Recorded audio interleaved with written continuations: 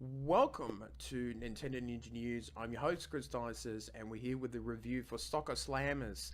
Yes, the game just came at the start of the World Cup for 2018, and let's see how Soccer Slammers fares on the Nintendo Switch and what it's got to offer.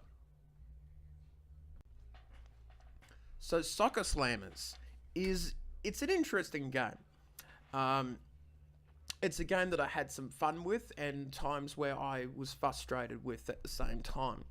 Now, looking at the graphics of the game, it's a genre of soccer.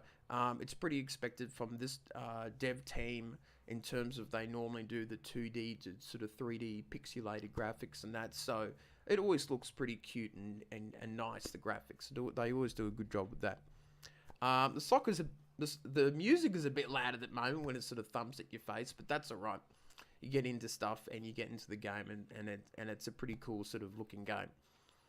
Now, I think the highlight of the game is multiplayer. I think when you're playing with your friends, I think that's when things really sort of take off in the game, and it's a lot of fun. And I enjoyed that sort of aspect. So it is good like that. Now, some of the downsides to the game is the AI feels a bit cheap, especially when you're playing single player and you try to kick a few goals.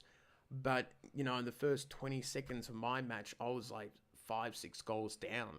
And sometimes if you just don't watch the ball for half a second, the game sort of turns into an aerial ping pong, sort of, you know, the ball's going everywhere.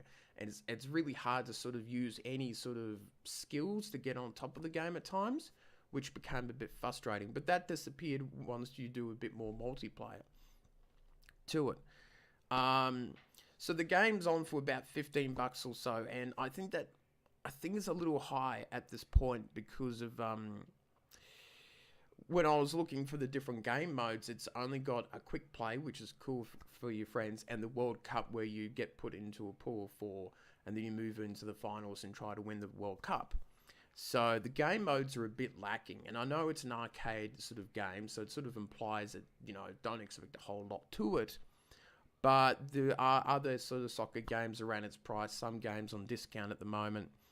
And I sort of hoped for something like mini games, like, you know, getting past the goalie keeper or doing, you know, funny mini games that kind of mixes up soccer, you know, football and, you know, maybe some platforming, as they're very good at the platforming genre, this dev team.